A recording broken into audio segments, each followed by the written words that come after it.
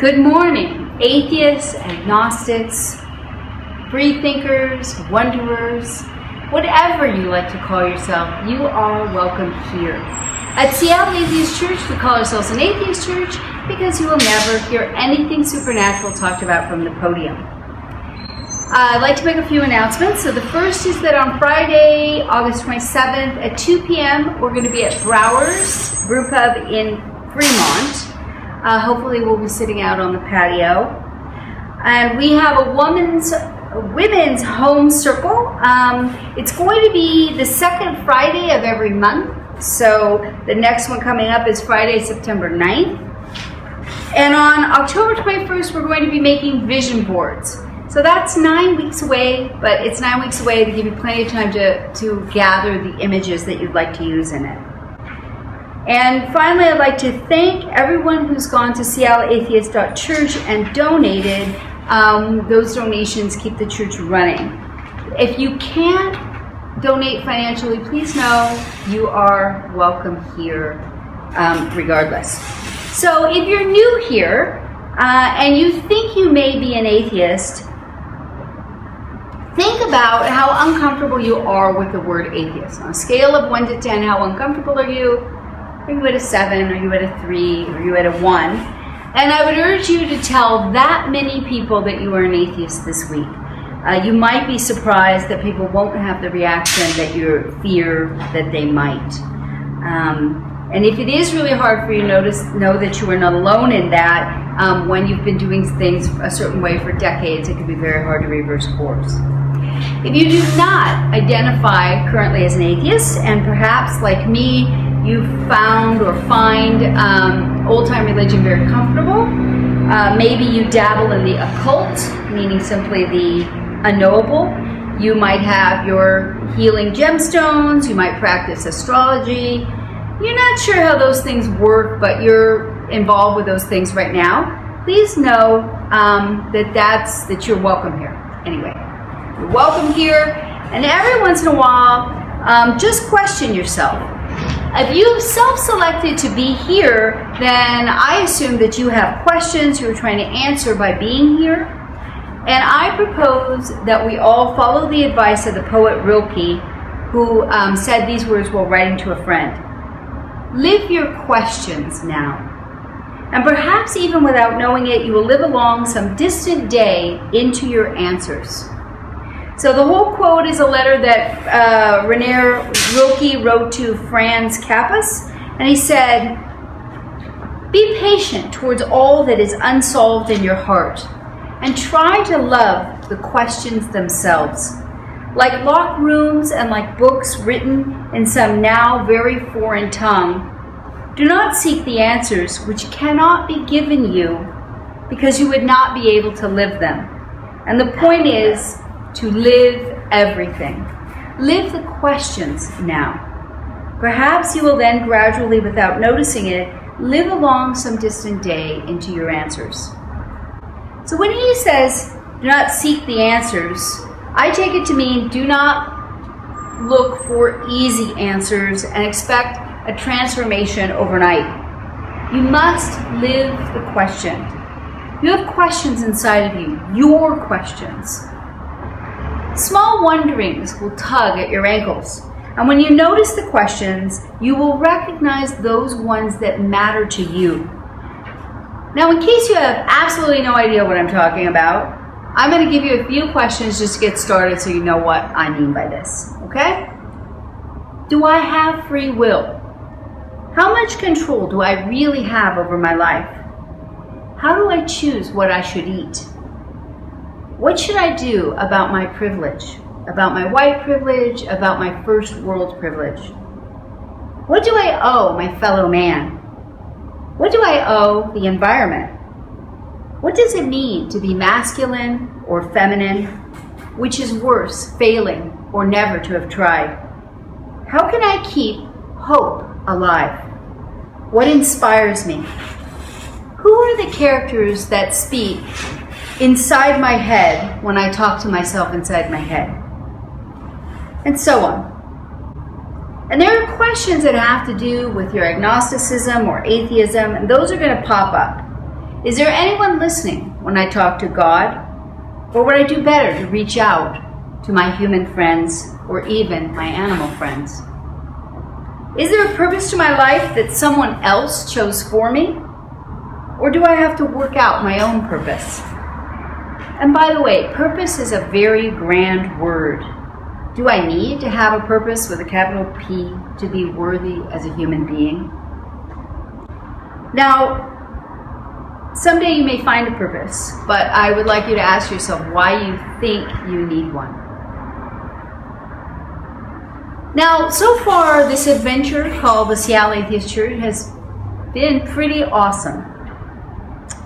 And we already have people who are starting to work on what we're going to be doing in 2017. Everyone here today has also participated by filling out the questionnaire. We want to get your input. What do you want this church to be? So I read this book, The Leadership Challenge, How to Get Extraordinary Things Done in Organizations, and have no doubt that creating an explicitly atheist church is an extraordinary adventure, an extraordinary undertaking. There are over 800 Christian churches in the Seattle megalopolis. I would love in the next 20 years for there to be 20 or 80 atheist churches. So just 1 in 10. That's all I think would be really cool. So at Seattle Atheist Church, we see ourselves as kind of trailblazers, and we're working to create rituals that are totally authentic to who we are as a community. Okay? We don't just want to appropriate rituals from other cultures. We want to come up with, and see what would be authentic for us. We plan in the future to, as we have in the past, sometimes we go out in nature and we just bliss out and bask in nature. We experience the Gestalt and we take it all in as one glorious sum. And because we have the opportunity to discover what is true about nature, the mind-blowing facts, such as we are made from the guts of exploded stars, and the elements in us come from them. We are in the universe, and the universe is in us. We are the stars looking back at themselves. Okay, first couple times I heard that, I sort of groaned. I was, But I've thought about it more, and I am starting to think that that's actually pretty cool. And I will admit, it's because I heard Neil deGrasse Tyson say it, and he's kind of a hero of mine, so if Neil, that blows his mind, I wanted to not be afraid to go on that trip with him. We have an opportunity to discover the truth about nature, and then we are in a position to be even more in awe. Now, some of us grew up being told that the universe was 6,000 years old, and have since then learned that it's 13.5 billion years old. The programs that we create for children can connect them to all of life on the planet and equip them to think critically so that they can grow up and respond to human suffering on a global scale. This tiny planet with a tribe called Earthlings can raise the quality of life for all conscious beings. We want to be part of that. Seattle Atheist Church denounces the lie that mankind is born evil. That one simple thing, telling a child that because of the sin of a mythological being, you, too, are a sinner. You were born with something wrong with you. We hold every child to be perfect. We believe in the possibility of secular ethics to discover what is good, and the power of compassionate community to help people that ask for help. Now, we've been looking for opportunities to be of service, and even within the church, we've had people step up, reach out to shut-in members, invite people to go on bike rides and get healthy, to offer to study with someone, and to work on talks together. We are a community of givers. So I would ask you to ask yourself, are you here for something to do, or are you here to do something?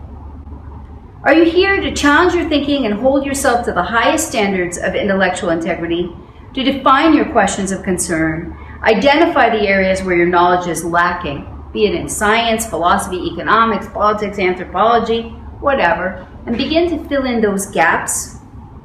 To be willing to ask the questions and be comfortable with "I don't know." To engage many sources of information and look at things from multiple angles. To identify your own biases that are getting in the way of really listening to each other for understanding. Now, liberal theologians claim that people do not want logos at church. They come for the pathos, for the stirring up of emotions. And the experience is worth more than trying to make truth claims from the pulpit. No, sir. No, sir, we are willing to attempt to make truth claims and to examine them and to revise them. What happens at an atheist church when we have a group discussion in those places where we don't have the answers? Are we willing to be uncomfortable? Are we willing to be contradicted? Are we willing to notice that some of us know more about certain topics than others? And sometimes the most confident voice may also be wrong.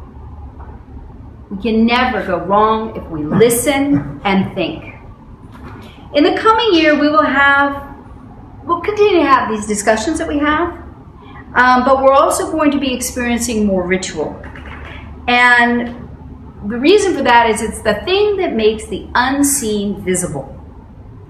Last week, we talked about living in the cage. So we had a talk on drug addiction, and Nate brought up that we are living, these rats that were living in isolation in cages without any opportunities to play, to have friendships, to exercise. They started to behave in self-destructive ways. And then during our discussion afterwards, which is often where the real stuff happens, someone pointed out that what it really was about was that the animals, when they were in the cage, alone, isolated in the cage, is when they became self-destructive. Are we who engage in self-destructive behaviors, including relatively minor ones, such as overeating or isolating ourselves, responding to living in the environment of a cage? How do we get out of the cage? How do we identify our cage? Because they say that the fish is the last one to discover the ocean. Now, I want to throw out an idea that I came up with just because I took that as a question of okay, we were working on that and then we want to have a ritual around it. What might we do? And one idea would be to literally construct a cage. My idea for how to construct the cage was with duct tape and build something that looks like bars, metal bars, right? Could be 4-dimensional. And we could write on it the elements. Each person could write the elements of their personal cage. We could encourage someone to keep stepping backwards as they make connections from the things that they think are their problem until they find their invisible cage. So I'm going to give you just an example.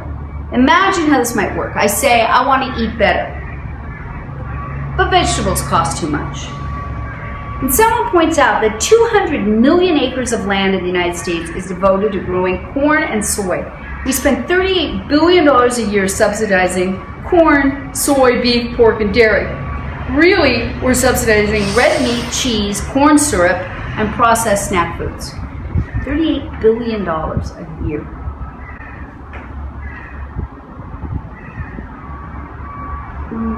And we spend about 4% of all of our subsidization is for vegetables, growing vegetables, okay?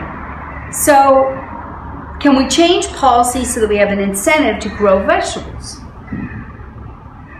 And we would continue walking backwards and thinking about all the things that we could do to get out of the cage, okay? Change public policy, support public and private urban food gardens, buy into community-supported agriculture. What are the possibilities? And as a community, generate possibilities for new ways to live. We need to study what can be called the actual world. You are sitting here in this room. This is a part of it. The Container University Heights Center is part of it. The University District is part of it. Seattle is part of it. The Pacific Northwest is part of it. The United States is part of it. how far out do we need to go to see the actual world and to understand the forces at play upon our lives? When we were children at school, at some point we did this thing where you learned about your family and your home as part of a larger community. Now, part of our maturation process is to see our community, but to continue to grow in our point of view about where we are in the world and our interaction with the world. Another game that we can play is the game of infinite possible worlds. Imagine for a moment a massive tree of infinite possibility where every limb has branches, every branch has twigs, stretching to infinity. And for every decision or event, there is a new set of possibilities that is presented. What if we imagine a set of problems as already solved? In a possible world very near to this one, we have world peace. Every person is safe, healthy, educated. We have a sustainable ecosystem of clean water and clean air. And this is a world where atheists are completely comfortable just saying, I'm an atheist, and not fearful of other people's reactions. In this future, I make rational decisions about money, what to eat, how to live. What does this world very close to this one look like? What conditions are different? How can we get from here to there? And when we start at the place where the problem is already solved, then we don't think in terms of small concessions that we think we can get, but we accept a massive amount of good as already the norm. Okay, and we can examine it and bring into focus the specific conditions that create that good. In order to make Seattle Atheist Church the place that it is, takes every one of us contributing the knowledge in our minds, being brave enough to ask questions even when we don't know the answers, and bringing our hearts and goodwill to the party. What are our vivid dreams for how things can be? I am excited to co-create them. And will end as I always do. Atheists believe in good because good works in non-mysterious ways.